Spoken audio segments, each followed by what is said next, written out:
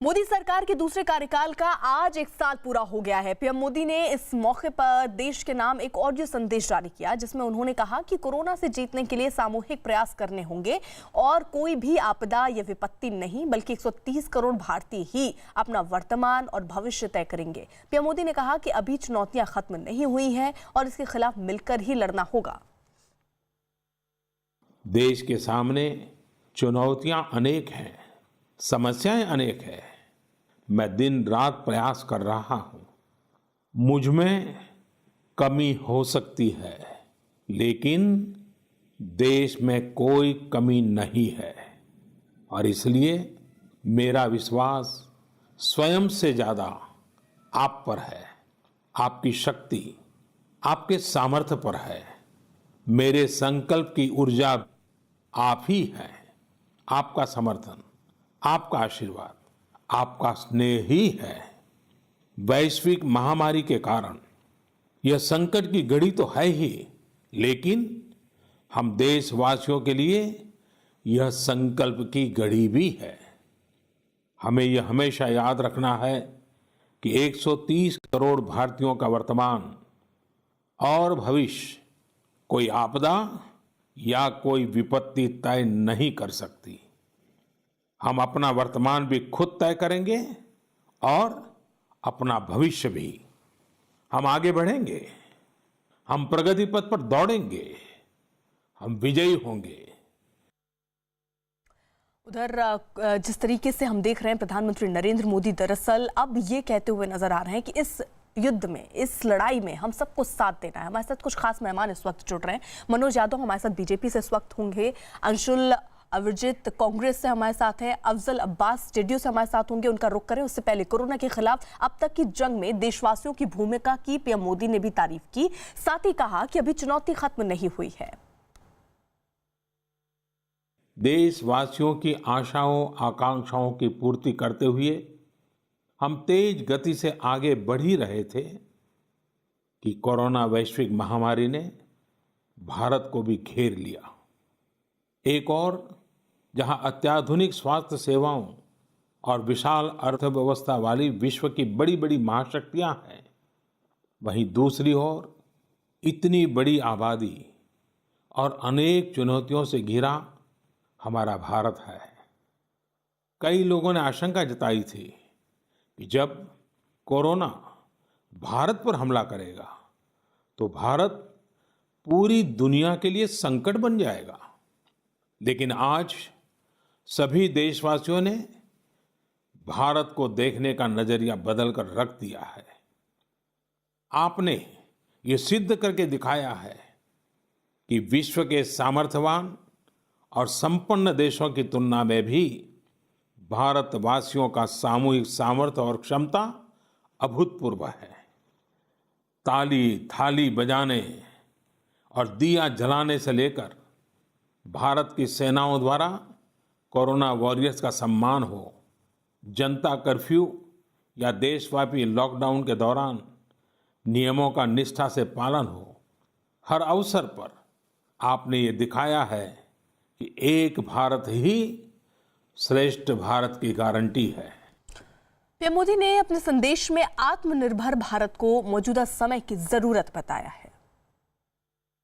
इन परिस्थितियों में आज यह चर्चा भी बहुत व्यापक है कि भारत समेत तमाम देशों की अर्थव्यवस्थाएं कैसे उभरेंगी, लेकिन दूसरी ओर ये विश्वास भी है कि जैसे भारत ने अपनी एकजुटता से कोरोना के खिलाफ लड़ाई में पूरी दुनिया को अचंभित किया है, वैसे ही आर्थिक क्षेत्र में भी हम नई मिसाल कायम करेंगे। 130 करोड़ भारतीय अपने सामर्थ्य से आर्थिक क्षेत्र में भी विश्व को चकित ही नहीं बल्कि प्रेरित भी कर सकते हैं।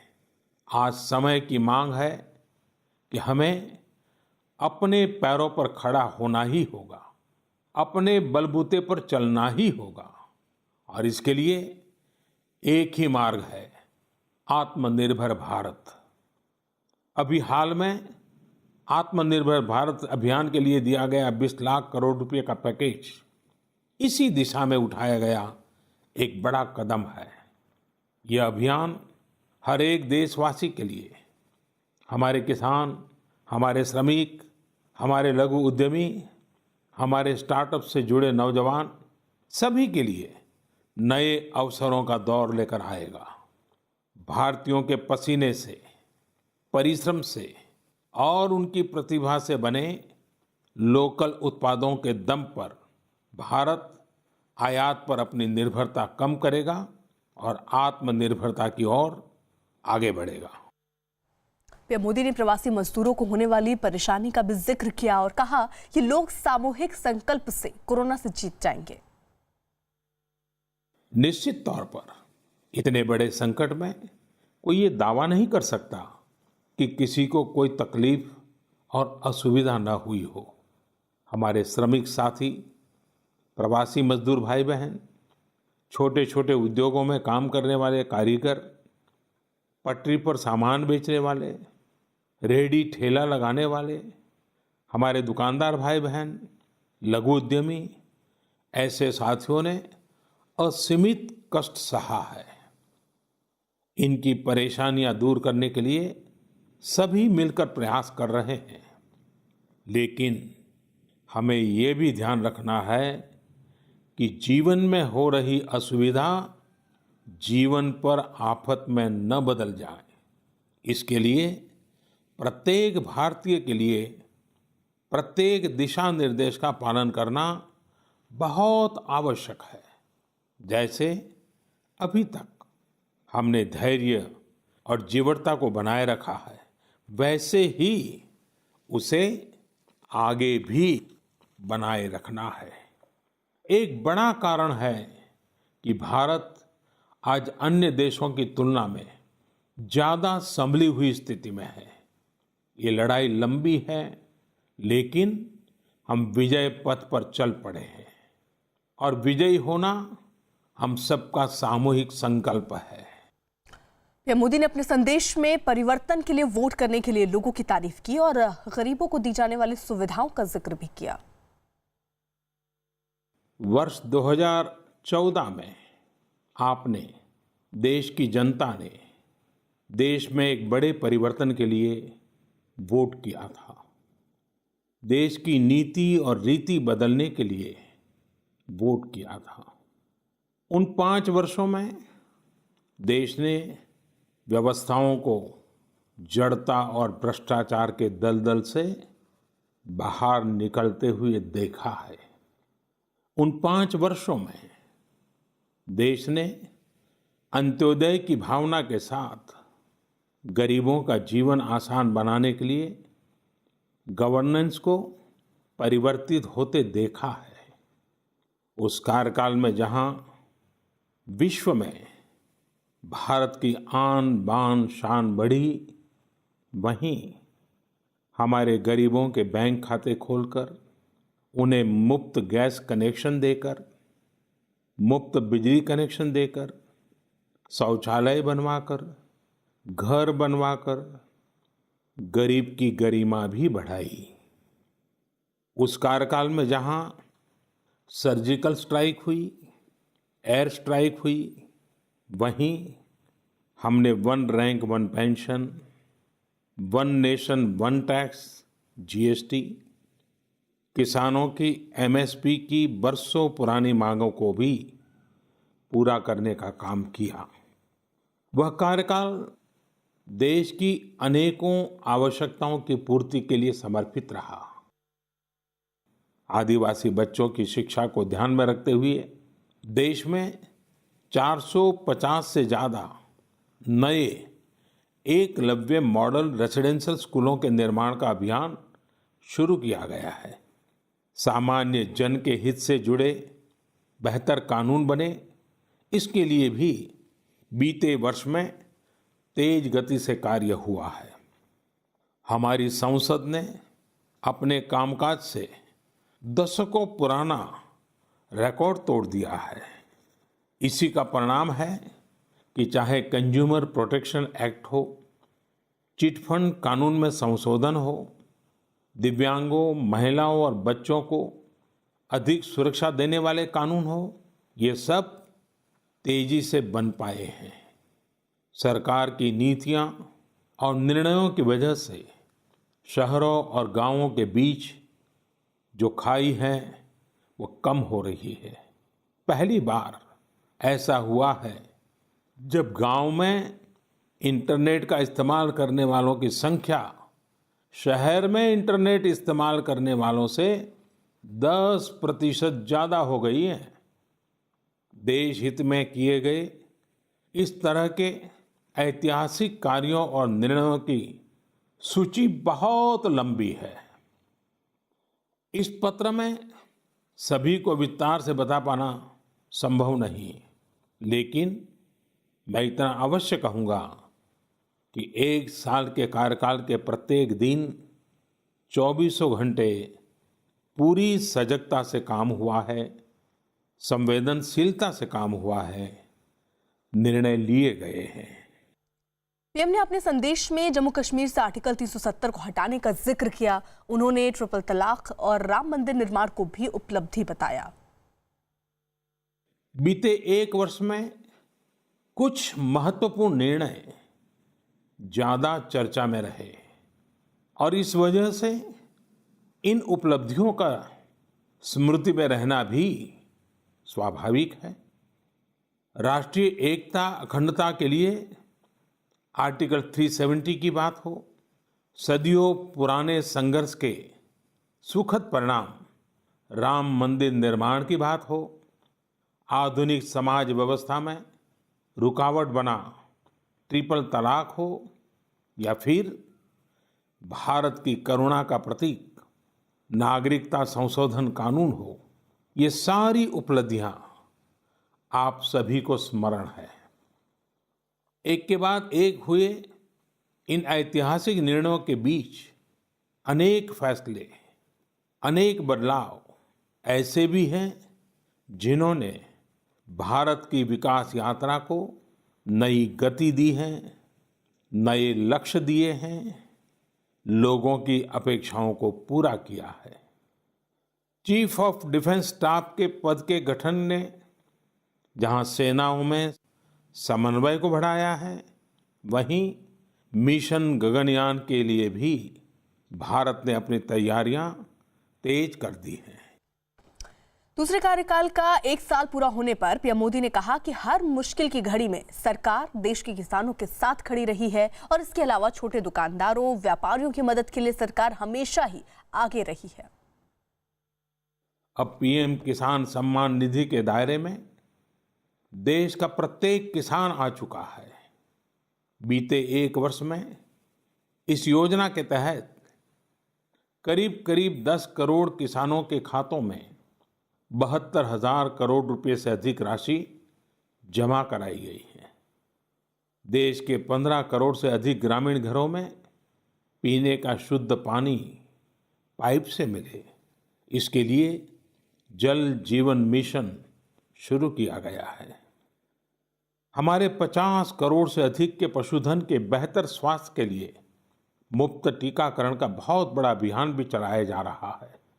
देश के इतिहास में यह भी पहली बार हुआ है जब किसान, खेत मजदूर, छोटे दुकानदार, छोटे व्यापारी और असंगठित क्षेत्र के श्रमिक साथियों सभी के लिए 60 वर्ष की आयु के बाद 3,000 रुपये की नियमित मासिक पेंशन की सुविधा सुनिश्चित हुई है। मछुआरों की सहूलियत बढ़ाने के लिए, उनको मिलने वाली सुविधाएं बढ़ाने और ब्लू इकोनॉमी को मजबूत करने के लिए विशेष योजनाओं के साथ साथ अलग से विभाग भी बनाया गया है। इसी तरह व्यापारियों की समस्याओं के समय पर समाधान के लिए व्यापारी कल्याण बोर्ड के निर्माण का निर्णय लिया गया है। स्वयं सहायता समूहों से जुड़ी लगभग 7 करोड़ बहनों को भी अब ज़्यादा वित्तीय सहायता दी जा रही है। हाल में ही स्वयं सहायता समूहों के लिए बिना गारंटी के ऋण को 10 लाख से बढ़ाकर 2 गुना यानी 20 लाख कर दिया गया है। मोदी सरकार के दूसरे कार्यकाल का 1 साल पूरा होने पर गृह मंत्री अमित शाह ने एक ट्वीट किया और उन्होंने लिखा कि मोदी जी ने इन 6 वर्षों के कार्यकाल में न सिर्फ कई ऐतिहासिक गलतियों को सुधारा है, बल्कि 6 दशक की खाई को पाट कर विकास पथ पर अग्रसर एक आत्मनिर्भर भारत की नींव भी रखी। ये 6 वर्ष का कार्यकाल गरीब कल्याण और रिफॉर्म के समांतर समन्वय की एक अभूतपूर्व मिसाल है। ईमानदार नेतृत्व और अथक परिश्रम के प्रतिबिंब प्रधानमंत्री मोदी पर भारत की जनता का जो अटूट विश्वास है, वैसा देश की जनता का अपने नेतृत्व में विश्वास दुनिया में विरले ही देखने को मिलता है। मोदी सरकार को चुनकर इन उपलब्धियों की सहभागीदार बनी भारत की जनता को मैं कोटि कोटि नमन करता हूं।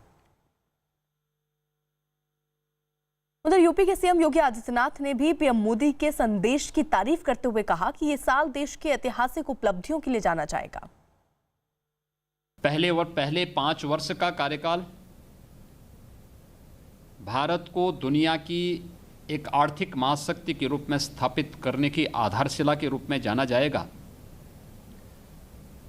तो द्वितीय कार्यकाल का ये पहला वर्ष उन ऐतिहासिक उपलब्धियों के लिए जाना जाएगा जिसकी वर्षों से, दशकों से, सदियों से प्रत्येक भारतीय जनमानस में अभिलाषा थी। एक ऐसा भारत जो एक भारत हो और श्रेष्ठ भारत हो। मोदी सरकार के दूसरे कार्यकाल के 1 साल पूरे होने पर बीजेपी के सांसद राकेश सिन्हा ने कहा कि सरकार की नीतियों से भविष्य के भारत को बुनियादी आधार मिलेगा।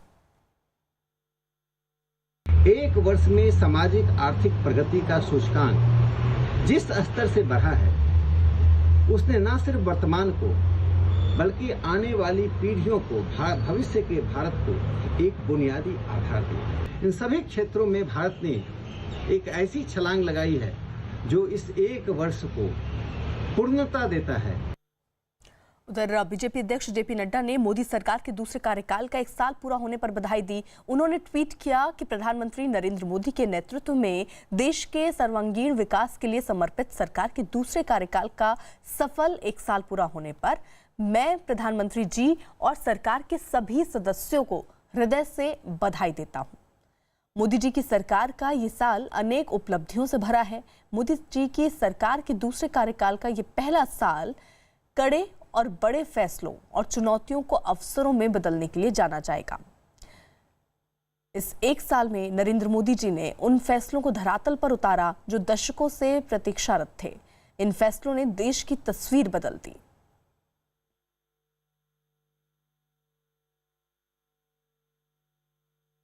मोदी सरकार के दूसरे कार्यकाल का 1 साल पूरा होने पर लिखी गई पीएम मोदी की चिट्ठी पर कांग्रेस नेता अखिलेश प्रताप सिंह ने तंज कसा। उन्होंने कहा कि गरीबों को चिट्ठी की नहीं बल्कि पैसों की जरूरत है।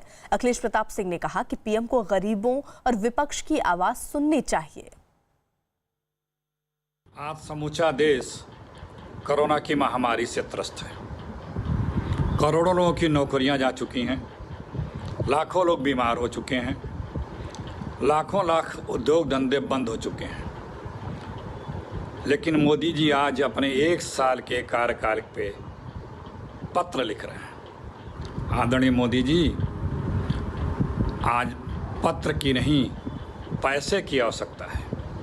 यदि आज पत्र की जगह पे गरीबों के खातों में आप 10-10 हज़ार रुपये डाल दिए होते तो आज वो आपका गुणगान करते, लेकिन आप अपने गुणगान में लगे रहे।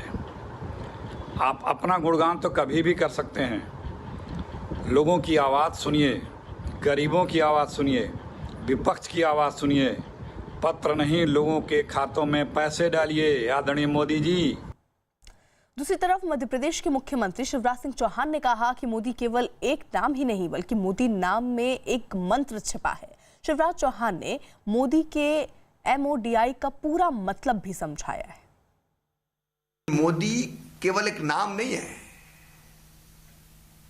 मोदी नाम में भी एक मंत्र छुपा है। मोदी जी के नाम का पहला अक्षर है M। M से मतलब है मोटिवेशनल, मेहनती। दूसरा अक्षर है O, मतलब ओजस्वी। तीसरा अक्षर है डी, मतलब दूरदर्शिता, डायनेमिक लीडरशिप। और आखिरी अक्षर है आई, मतलब इंस्पायर, इच्छा शक्ति और इंडिया। मोदी जी हमारे ऐसे नेता हैं जो भारत को अपनी दृढ़ इच्छा शक्ति से आत्मनिर्भर बनाने के लिए हम सबको इंस्पायर करते हैं। कोरोना वायरस की वजह से दिल्ली हरियाणा की सीमा को पूरी तरह से बंद कर दिया गया है, जिससे लोगों को काफी परेशानियां हो रही हैं। हालांकि जरूरी सेवाओं से जुड़ी गाड़ियों को सीमा पार करने की छूट दी गई है। इस दौरान गुरुग्राम से दिल्ली की तरफ जा रही गाड़ियों की सड़क पर लंबी कतार नजर आई।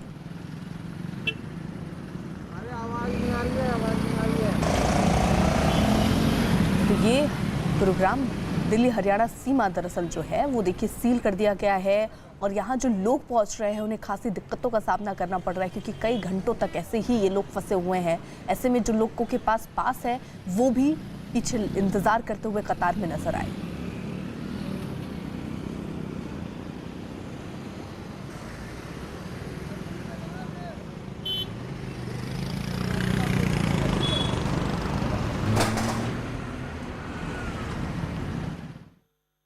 दिल्ली गुरुग्राम बॉर्डर पर सुबह से ही आने जाने वालों की भीड़ दिख रही है। बॉर्डर सील होने की वजह से लोगों को परेशानी हो रही है। वहीं बाइक से जाने वालों को बिना पास के जाने की इजाजत नहीं दी जा रही है। दिल्ली आया था, यहाँ पे कोई ज़रूरी काम था। आज मैं वापस जा रहा हूँ तो बोले वापस जाओ, गुड़गांव नहीं जाओगे। क्या कह रहे हैं? ये बोले पास दिखाओ। मैं भी ये गाड़ी स्टार्ट कर चेक करने आया था। अब गाड़ी चेक करके सुबह तो आ गया था, अब वापसी लौट रहा हूँ तो यहाँ से बंद कर दिया। आया तो मैं गुड़गांव से ही था, तो ये तो अब दिक्कत है ना। अब जाऊँगा जब ही तो बनेगा पास। हम इस वक्त गुरुग्राम दिल्ली बॉर्डर पर हैं और आप देख सकते हैं मेरे पीछे बाइकर्स, जितने भी बाइक में चलने वाले लोग हैं वो यहाँ पर बॉर्डर पर उन्हें चेक करने के लिए रोका जा रहा है। उनके पास देखे जा रहे हैं, अगर उनके पास पास है, वैलिड पास है या आवश्यक सेवाओं से जुड़े हैं तो उसी को जाने दिया जाएगा, और जिसके पास पास नहीं है तो उसको जाने के लिए सीधे मनाही है। और गुरुग्राम पुलिस पूरी तरह से सख्त नज़र आ रही है। ये सब कवायद पिछले गुरुवार से की जा रही है, क्योंकि गुरुवार से बॉर्डर सील किए गए हैं हरियाणा सरकार की तरफ से, और इसको लेकर खासा एहतियात बरती गई है, क्योंकि कोरोना के जो मामले बढ़े हैं हरियाणा में उसको लेकर दिल्ली को दोष दिया जा रहा है कि दिल्ली से आने जाने वाले लोगों का जो आवागमन होता है वो इस पूरे मामले पर दोषी है, जिसके लिए यहाँ पर ये लोग हैं। आप कहाँ जा रहे थे सर? रोक दिया आपको? मैं जा रहा हूँ फैक्ट्री जा रहा हूँ। ऑनलाइन पास हमने अप्लाई किया, पास तो बन नहीं रहा है। हरियाणा का सस्पेंडेड लिखा हुआ है ऑनलाइन में, और विजिटिंग कार्ड में दिखा रहा हूँ कंपनी का। फैक्ट्री चल रही है, बंदे नहीं जा रहे हैं, सबको रोका जा रहा है यहाँ पे। उधर कोरोना के मरीजों की संख्या बढ़ने के बाद दिल्ली के पास गाजियाबाद बॉर्डर को भी एक बार फिर सील कर दिया गया, और इस बीच दिल्ली यूपी बॉर्डर पर लॉकडाउन के बीच पुलिस सख्ती से चेकिंग कर रही है। पास के बगैर लोगों को बॉर्डर पार करने की इजाजत नहीं दी जा रही है। वहीं बाइक से जाने वालों से भी नियमों का पालन करवाया जा रहा है। बाइक पर एक को ही बैठने की अनुमति है। ऐसे में 2 लोगों के बाइक पर होने की हालत में चालान काटा जा रहा है। चेकिंग की वजह से सड़क पर गाड़ियों की लंबी लाइन नजर आ रही है। गाजीपुर बॉर्डर पर यूपी पुलिस ऐसे लोगों का चालान कर रही है जो लॉकडाउन के नियमों का उल्लंघन कर रहे हैं। यहाँ पर आप देखेंगे गाजीपुर बॉर्डर पर यूपी पुलिस तैनात है, जो कि बाइक सवार लोगों के पेपर चेक कर रही है। साथ ही जो 2 लोग बाइक पर बैठे हैं उन पर जुर्माना भी लगाया जा रहा है। आप देखेंगे ये अभी यहाँ पर 2 लोग बैठे हुए थे। सर एक आदमी चला नहीं पाते, ये होता है। सर ये बताइए कि 2 लोग क्यों चल रहे हैं जब नियम नहीं हैं जी, नियम के खिलाफ क्यों जा रहे हैं? हॉस्पिटल की थी, ये देखो पर्ची है मेरे पास, इमरजेंसी कोई दिक्कत नहीं थी। अच्छा, हाँ, और मजबूरी अब कोई है नहीं। 2 लोग तो उसमें भी अलाउड नहीं है, एक शख्स जा सकता है। हाँ, बिल्कुल सही। तो जब है क्यों चल रहे हैं? इमरजेंसी में कौन आएगा बताओ आप हॉस्पिटल को फोन करें क्यों कोई आएगा नहीं। इमरजेंसी की बात कह रहे हैं सर, किस तरह से आप यहाँ पर चालान कर रहे हैं? लोगों के नियम क्या है? अगर कोई व्यक्ति मेडिकली अनफिट है और किसी अस्पताल से दवाई लेकर आया है, उसकी हम मजबूरी समझते हैं, उसे जाने देते हैं। देश भर में पिछले 24 घंटों में कोरोना के 7,964 मरीज सामने आए, जो अब तक 24 घंटों में मरीजों की सबसे बड़ी संख्या है। यही नहीं, पिछले 24 घंटों में कोरोना की वजह से 265 लोगों की मौत हुई, जो एक दिन में कोरोना की वजह से मौत का अब तक का सबसे बड़ा आंकड़ा है। देश भर में कोरोना के मरीजों की संख्या बढ़कर इसी के साथ 1,73,763 पहुंच चुकी है। उधर कोलकाता पुलिस के कॉम्बैट फोर्स में कांस्टेबल के कोरोना पॉजिटिव होने के बाद 4थी बटालियन के पुलिसकर्मियों ने हंगामा कर दिया। हंगामा कर रहे पुलिसकर्मियों ने बैरक से निकलकर बटालियन के गेट पर बहुत देर तक प्रदर्शन किया। बाद में पुलिस के आला अफसरों के मौके पर पहुंचने के बाद मामला शांत हुआ।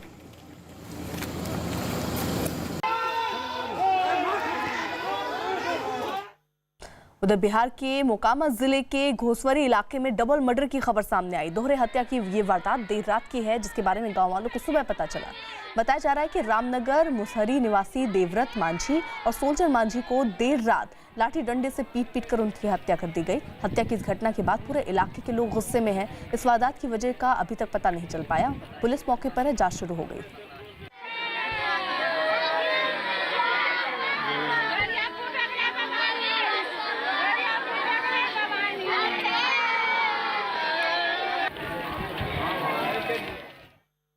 उधर आतंकी संगठन तालिबान के संस्थापक मुल्ला मोहम्मद उमर के बेटे को फिलहाल संगठन की कमान सौंप दी गई है। बताया जा रहा है कि तालिबान के कई बड़े नेता कोरोना पॉजिटिव पाए गए, जिनका इलाज जारी है और ऐसे में संगठन के बड़े फैसले लेने के लिए मुल्ला मोहम्मद उमर के बेटे को तालिबान की कमान सौंपी गई है।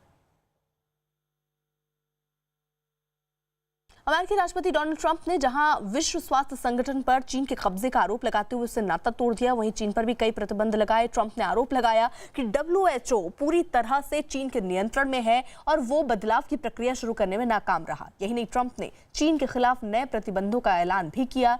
चीन को कटघरे में खड़ा करते हुए ट्रंप ने चीन के उन प्रशासनिक लोगों के अमेरिका में आवाजाही पर रोक का ऐलान कर दिया जो हांगकांग में दबाव की नीतियों को लागू करने के लिए जिम्मेदार है। China has total control over the World Health Organization, despite only paying $40 million per year compared to what the United States has been paying, which is approximately $450 million a year. Because they have failed to make the requested and greatly needed reforms, we will be today terminating our relationship with the World Health Organization. उधर महाराष्ट्र के नासिक में रिहायशी इलाके में घुसाए एक तेंदुए ने वहां से गुजर रहे एक आदमी पर हमला कर दिया। तस्वीरें सीसीटीवी कैमरे में रिकॉर्ड हो गई, जिसमें साफ दिखा कि तेंदुआ अचानक सड़क पर तेजी से दौड़ता हुआ आया और वहां से गुजर रहे आदमी पर हमला कर दिया, जिससे वो आदमी जमीन पर गिर गया और तेंदुआ वहां से भाग निकला। जानकारी के मुताबिक तेंदुए ने 2 लोगों पर हमला किया और दोनों बुरी तरह से जख्मी हो गए। वन विभाग ने पूरे इलाके को सील कर दिया और तेंदुए की तलाश की जा रही है।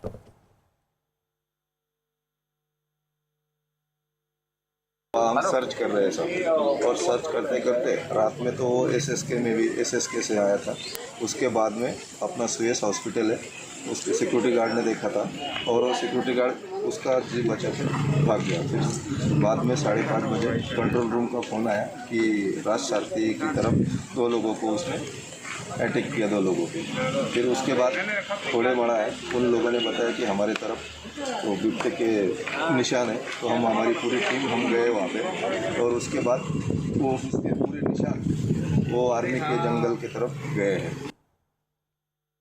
उधर उत्तराखंड के उत्तरकाशी में भी एक तेंदुआ एक गांव में घुस आया और गांव के कुछ लोगों पर हमला कर दिया। इसके बाद लोग हाथ में लाठी लिए तेंदुए के पीछे भागे और इस बीच तेंदुए और लोगों का आमना सामना हो गया और एक आदमी ने तेंदुए को लाठी से मारा तो वो तेजी से वहां से भाग निकला।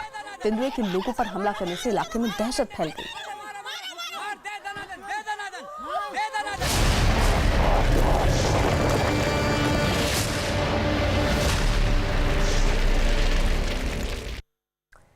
नमस्कार, मुद्दा गरम में देख रहे हैं आप और आपके साथ मैं हूं अर्पिता आर्या। पीएम मोदी ने देश को आत्मनिर्भर बनाने का संकल्प लिया। पीएम मोदी ने आज अपने दूसरे कार्यकाल का पहला साल पूरा होने पर एक ऑडियो संदेश जारी किया, जिसमें उन्होंने कहा कि भारत को अपने पैरों पर खड़े होने के लिए अपने ही बलबूते पर चलना होगा, तभी आत्मनिर्भर बनेंगे। अपने संदेश में पीएम मोदी ने कहा कि कोरोना से जीतने के लिए सामूहिक प्रयास करने होंगे और कोई भी आपदा या विपत्ति नहीं, बल्कि 130 करोड़ भारतीय ही अपना वर्तमान और भविष्य तय करेंगे। पीएम मोदी ने अपने संदेश में आत्मनिर्भर भारत को मौजूदा समय की जरूरत बताया है। इन परिस्थितियों में आज यह चर्चा भी बहुत व्यापक है कि भारत समेत तमाम देशों की अर्थव्यवस्थाएं कैसे उभरेंगी, लेकिन दूसरी ओर ये विश्वास भी है कि जैसे भारत ने अपनी एकजुटता से कोरोना के खिलाफ लड़ाई में पूरी दुनिया को अचंभित किया है, वैसे ही आर्थिक क्षेत्र में भी हम नई मिसाल कायम करेंगे। 130 करोड़ भारतीय अपने सामर्थ्य से आर्थिक क्षेत्र में भी विश्व को चकित ही नहीं बल्कि प्रेरित भी कर सकते हैं। आज समय की मांग है कि हमें अपने पैरों पर खड़ा होना ही होगा, अपने बलबूते पर चलना ही होगा, और इसके लिए एक ही मार्ग है, आत्मनिर्भर भारत। अभी हाल में आत्मनिर्भर भारत अभियान के लिए दिया गया 20 लाख करोड़ रुपए का पैकेज इसी दिशा में उठाया गया एक बड़ा कदम है।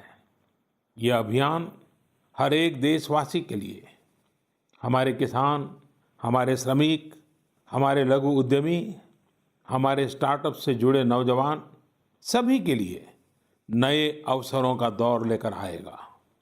भारतीयों के पसीने से, परिश्रम से और उनकी प्रतिभा से बने लोकल उत्पादों के दम पर भारत आयात पर अपनी निर्भरता कम करेगा और आत्मनिर्भरता की ओर आगे बढ़ेगा।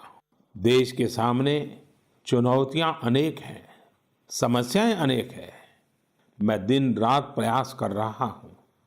मुझ में कमी हो सकती है, लेकिन देश में कोई कमी नहीं है, और इसलिए मेरा विश्वास स्वयं से ज्यादा आप पर है, आपकी शक्ति, आपके सामर्थ्य पर है। मेरे संकल्प की ऊर्जा आप ही हैं। आपका समर्थन, आपका आशीर्वाद, आपका स्नेह ही है। वैश्विक महामारी के कारण यह संकट की घड़ी तो है ही, लेकिन हम देशवासियों के लिए यह संकल्प की।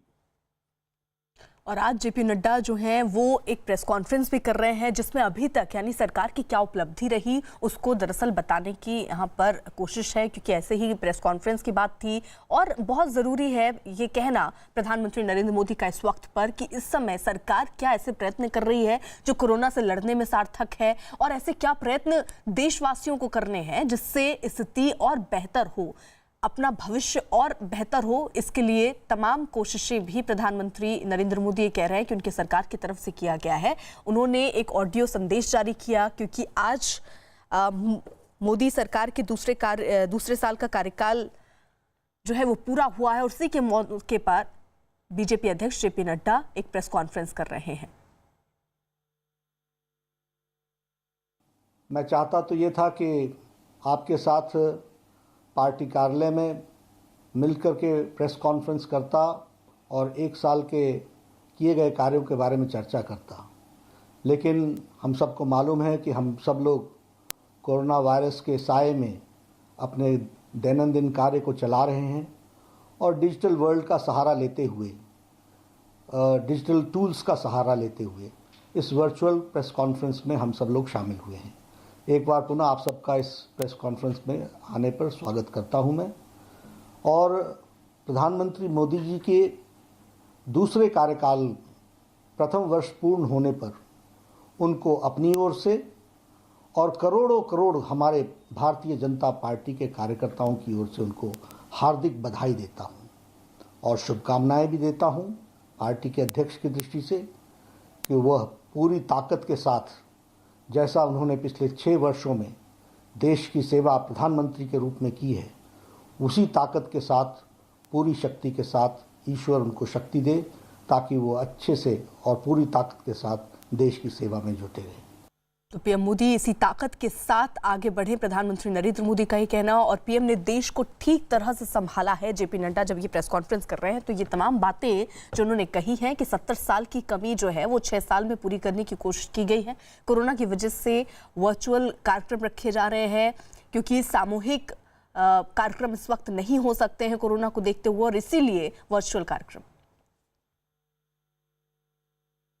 हम सब जानते हैं कि यह जो समय गुजरा, यह accomplishments का, this has been a year of accomplishments and also we have faced unimaginable challenges also.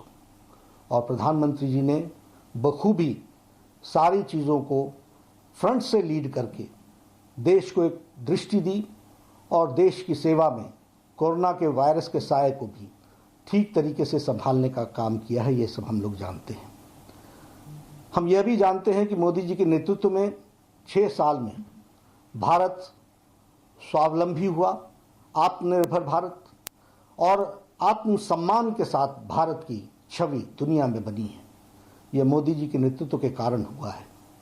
हम यह भी जानते हैं कि पिछले 6 वर्षों में जो 7 दशक का गैप था, उस गैप को 6 सालों में पूरा करने का प्रयास हुआ है।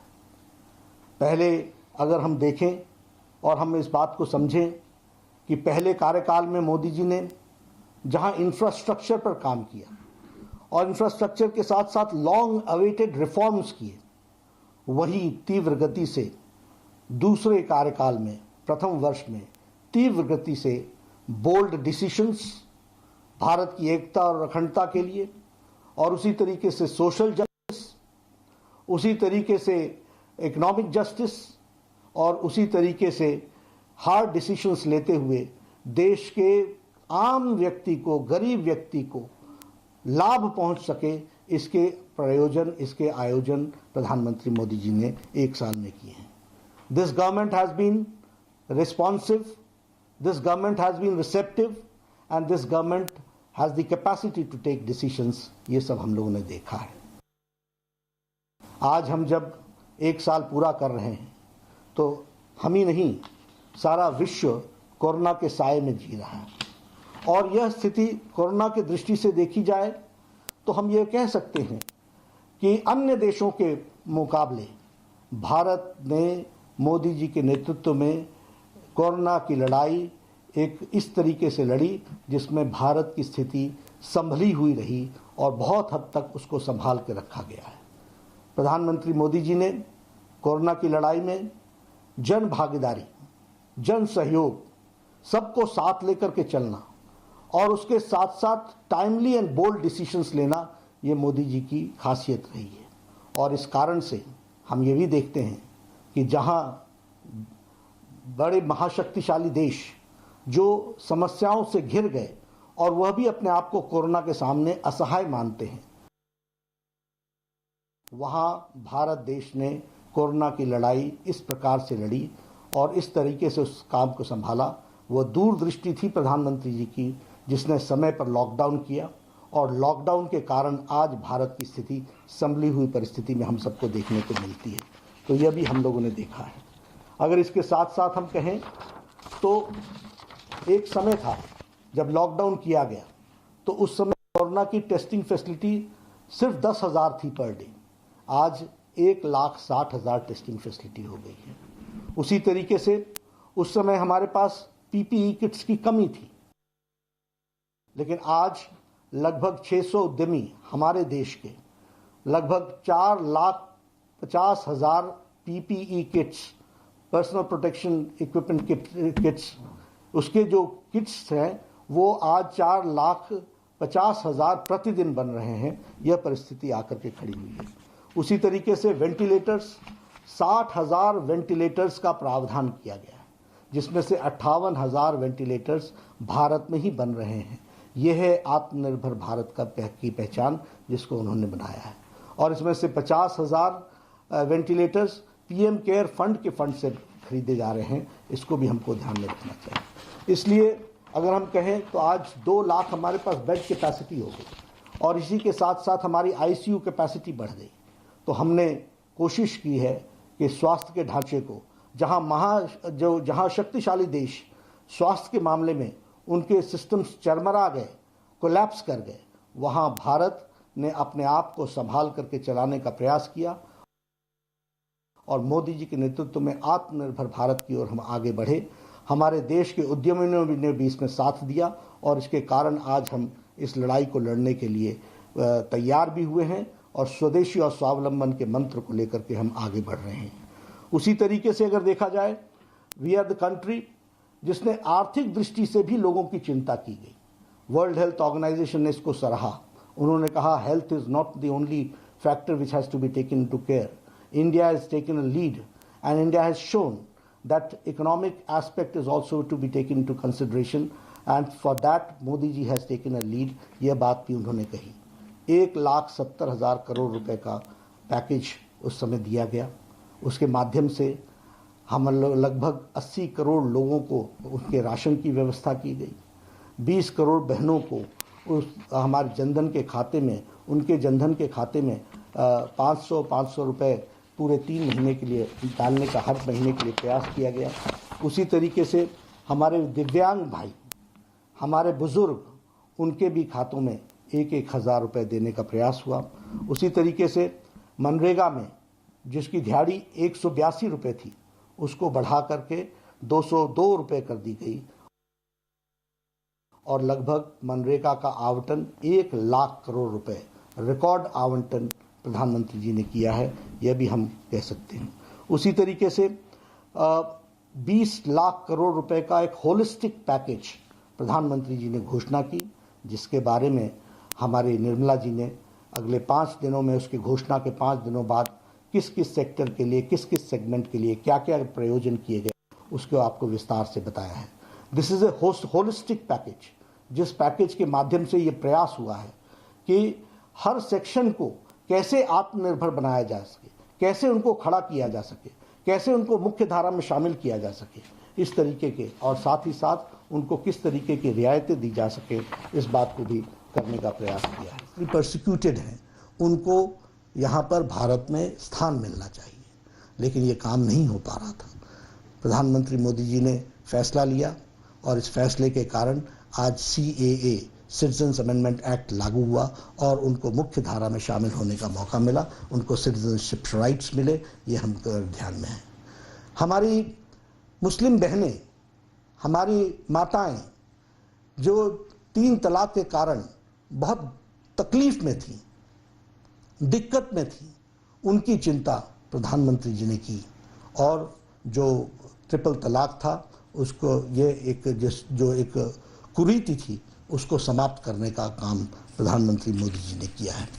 उसी तरीके से टेररिज्म से लड़ने के लिए देश में UAPA unlawful activities prevention act के तहत टेररिस्ट को टेररिस्ट घोषित करना, उसके खिलाफ एक्शन लेना, यह काम भी प्रधानमंत्री जी ने बखूबी कानून में परिवर्तन ला करके किया। NIA की इन्वेस्टिगेशन एजेंसी की दायरे को बढ़ाया और उस दायरे को बढ़ाने के साथ साथ विदेशों में भी अगर ऐसी एक्टिविटी होती है तो उनको भारत के कानून के दायरे में ला करके उनके खिलाफ एक्शन हो, इस बात का भी प्रयास हुआ है। उसी तरीके से एक बहुत, जिसको कहते हैं बोल्ड डिसीजन, पॉक्सो का लिया गया, protection of children from sexual offence, उसमें डेथ पेनाल्टी का काम किया गया, तय किया गया कि यदि कोई बच्चे के साथ दुष्कर्म करता है तो उसको डेथ पेनाल्टी होगी। इस तरीके का कार्य को आगे बढ़ाया गया। यही नहीं, अगर हम बात करें इस छोटे से 1 साल के अंदर FDI के, सिविल एविएशंस में FDI को परमिशन दी गई ताकि सिविल एविएशन की इंडस्ट्री आगे बढ़े और इस तरीके से देश की इकोनॉमी को गति मिले। हम लोगों ने, मोदी जी ने कॉरपोरेट टैक्स को रिड्यूस किया। इस कॉरपोरेट टैक्स के रिडक्शन के कारण बहुत नीचे तक मार्केट में पैसा का सर्कुलेशन के माध्यम को आगे बढ़ाने का काम किया। उसी तरीके से बैंक्स मजबूती से आगे खड़े होकर के लोगों की सेवा में जुटे, इसलिए बैंक्स का मर्जर करके बैंक्स को मजबूत बनाया, उनकी लेंडिंग कैपेसिटी को मजबूत बनाया, NPO को कम किया और लेंडिंग कैपेसिटी को आगे बढ़ाने का काम किया। अभी कोरोना के साए में ही NBFC लोन्स पर जो मॉरिटोरियम लगाया, उससे भी लोगों को राहत मिली है। उसी तरीके से कंपनीज एक्ट में परिवर्तन किया गया। कंपनीज एक्ट के परिवर्तन के कारण आज कंपनी सुविधा के साथ और हिम्मत के साथ अपनी बिजनेस एक्टिविटी को आगे बढ़ा सकते हैं, तो इस बात को भी ध्यान में रख करके किया गया। इजी लोन अरेंजमेंट्स इसी 20 लाख पैकेज में भी किया गया है MSME सेक्टर के लिए। और हम जानते हैं कि त्रिपुरा में ब्रू रियांग की समस्या बहुत लंबे समय से चल रही थी, लेकिन उस समस्या का कोई समाधान नहीं हो पा रहा था। हमारे गृह मंत्री जी ने मोदी जी के नेतृत्व में एक बहुत बड़ा फैसला लिया और जिसको कहते हैं सबका साथ, सबका विकास, सबका विश्वास। ये ब्रू रियांग बहुत छोटी जनसंख्या वाले लोग थे, लेकिन इनके लिए भी व्यवस्था की गई और इनकी भी समस्या का सुझाव किया गया। ये हम आपके सामने शेयर करना चाहते हैं। उसी तरीके से बोडोलैंड की समस्या लंबे समय से चल रही थी, उसका भी समाधान किया गया। हमारे जो regional cooperation of economic partnership का आरसेप का विषय था, यह किसानों के खिलाफ था, ये उद्यमियों के खिलाफ था, ये मध्यम उद्यमियों के खिलाफ था। प्रधानमंत्री जी ने स्टैंड लेकर के आरसेप से अपने आप को अलग किया और यह देश के हित में फैसला इतना बड़ा लिया, वो हम सब जानते हैं और उसके लिए भी मैं उनको बधाई देता हूँ। मित्रों, इस छोटे से काल में ऐसे छोटे बड़े बहुत से फैसले लिए गए, जिन फैसलों के कारण आज भारत देश एक मजबूत राष्ट्र के रूप में मोदी जी के नेतृत्व में आगे बढ़ रहा है, तीव्र गति से आगे चल रहा है, पूरी ताकत के साथ आगे बढ़ रहा है और भारतीय जनता पार्टी भी इसमें पीछे नहीं है। मैं एक बात निश्चित रूप से यहाँ यह भी बताना चाहता हूँ कि हमारे जीवन में एक सपना रहा और ये दशकों का नहीं, सदियों का था, ये शतकों का सपना था कि रामलला का मंदिर, भव्य मंदिर वहाँ पर बने। इस काम को निश्चित रूप से सुप्रीम कोर्ट ने, पूरे 5 बेंच के जजेस ने एक मत से फैसला दिया। उनका फैसला हम सब के लिए स्वागत योग्य रहा, लेकिन यह भी मैं बताना चाहूँगा कि यह फैसला हुआ, इस फैसले को न आने में कांग्रेस ने लगातार लंबे समय तक अड़ंगा लगाया, लेकिन यह फैसला हुआ। आज मुझे खुशी है कि वहाँ पर प्रधानमंत्री जी ने वहाँ श्री राम तीर्थ स्थल का एक ट्रस्ट का, उसको ज़मीन को आवंटित करके उस ट्रस्ट को हैंडओवर कर दी है। अब वहाँ पर भव्य राम मंदिर बनेगा, यह बात मैं आपको बताना चाहता हूँ। मित्रों, ऐसी इस छोटे से कार्यकाल में इतने बड़े बड़े काम हुए और मैं ये ज़रूर कहना चाहूँगा कि भारतीय जनता पार्टी प्रधानमंत्री जी के साथ मिलकर के इस काम को नीचे तक पहुँचाने का काम कर रही है। आज भारतीय जनता पार्टी ने तय किया है, आज प्रधानमंत्री जी ने, आप लोगों ने देखा होगा, प्रधानमंत्री जी ने एक चिट्ठी देश के नाम संदेश भेजा है। इस देश के नाम संदेश जो भेजा है प्रधानमंत्री जी ने, इसको हमारे कार्यकर्ता 10 करोड़ परिवार तक पहुंचाने वाले हैं।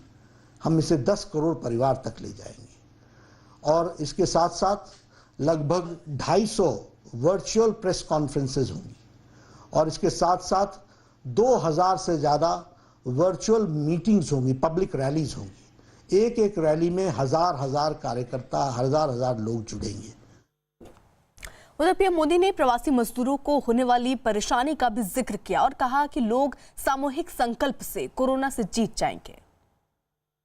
निश्चित तौर पर इतने बड़े संकट में कोई ये दावा नहीं कर सकता कि किसी को कोई तकलीफ और असुविधा न हुई हो। हमारे श्रमिक साथी, प्रवासी मजदूर भाई बहन, छोटे छोटे उद्योगों में काम करने वाले कारीगर, पटरी पर सामान बेचने वाले, रेहड़ी ठेला लगाने वाले, हमारे दुकानदार भाई बहन, लघु उद्यमी, ऐसे साथियों ने असीमित कष्ट सहा है। इनकी परेशानियां दूर करने के लिए सभी मिलकर प्रयास कर रहे हैं, लेकिन हमें ये भी ध्यान रखना है कि जीवन में हो रही असुविधा जीवन पर आफत में न बदल जाए। इसके लिए प्रत्येक भारतीय के लिए प्रत्येक दिशा निर्देश का पालन करना बहुत आवश्यक है। जैसे अभी तक हमने धैर्य और जीवटता को बनाए रखा है, वैसे ही उसे आगे भी बनाए रखना है। एक बड़ा कारण है कि भारत आज अन्य देशों की तुलना में ज़्यादा संभली हुई स्थिति में है। ये लड़ाई लंबी है, लेकिन हम विजय पथ पर चल पड़े हैं और विजयी होना हम सबका सामूहिक संकल्प है। पीएम मोदी ने अपने संदेश में परिवर्तन के लिए वोट करने के लिए लोगों की तारीफ की और गरीबों को दी जाने वाली सुविधाओं का जिक्र भी किया। वर्ष 2014 में आपने, देश की जनता ने देश में एक बड़े परिवर्तन के लिए वोट किया था। देश की नीति और रीति बदलने के लिए वोट किया था। उन 5 वर्षों में देश ने व्यवस्थाओं को जड़ता और भ्रष्टाचार के दलदल से बाहर निकलते हुए देखा है। उन 5 वर्षों में देश ने अंत्योदय की भावना के साथ गरीबों का जीवन आसान बनाने के लिए गवर्नेंस को परिवर्तित होते देखा है। उस कार्यकाल में जहां विश्व में भारत की आन बान शान बढ़ी, वहीं हमारे गरीबों के बैंक खाते खोलकर, उन्हें मुफ्त गैस कनेक्शन देकर, मुफ्त बिजली कनेक्शन देकर, शौचालय बनवाकर, घर बनवाकर गरीब की गरिमा भी बढ़ाई। उस कार्यकाल में जहां सर्जिकल स्ट्राइक हुई, एयर स्ट्राइक हुई, वहीं हमने 1 rank 1 pension, 1 nation 1 tax, GST, किसानों की एमएसपी की बरसों पुरानी मांगों को भी पूरा करने का काम किया। वह कार्यकाल देश की अनेकों आवश्यकताओं की पूर्ति के लिए समर्पित रहा। पीएम ने अपने संदेश में जम्मू कश्मीर से आर्टिकल 370 को हटाने का जिक्र किया। उन्होंने ट्रिपल तलाक और राम मंदिर निर्माण को भी उपलब्धि बताया। बीते 1 वर्ष में कुछ महत्वपूर्ण निर्णय ज्यादा चर्चा में रहे और इस वजह से इन उपलब्धियों का स्मृति में रहना भी स्वाभाविक है।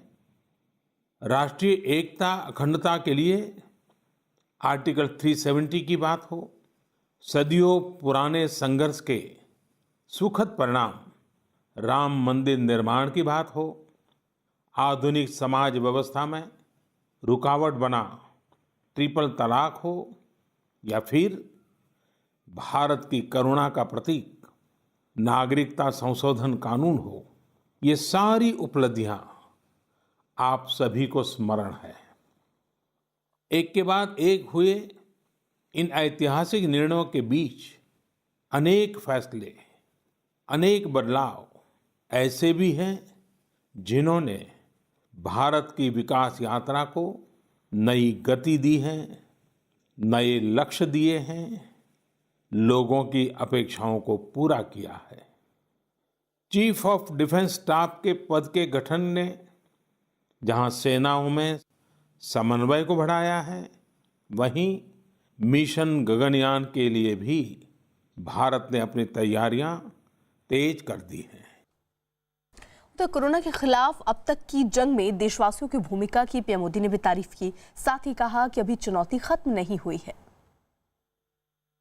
देशवासियों की आशाओं आकांक्षाओं की पूर्ति करते हुए हम तेज गति से आगे बढ़ ही रहे थे कि कोरोना वैश्विक महामारी ने भारत को भी घेर लिया।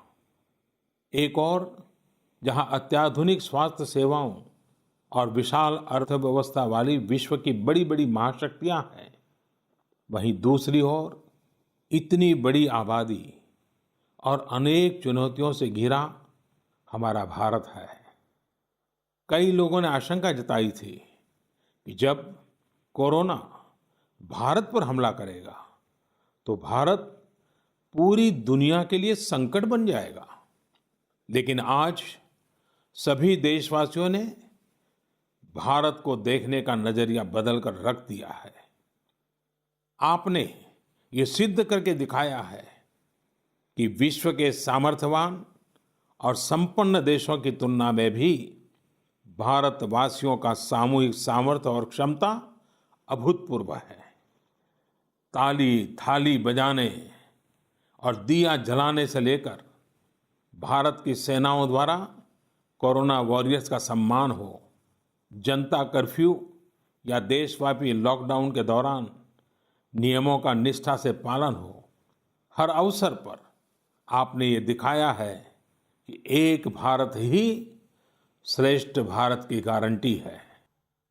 उधर यूपी के सीएम योगी आदित्यनाथ ने भी पीएम मोदी के संदेश की तारीफ करते हुए कहा कि ये साल देश की ऐतिहासिक उपलब्धियों के लिए जाना जाएगा।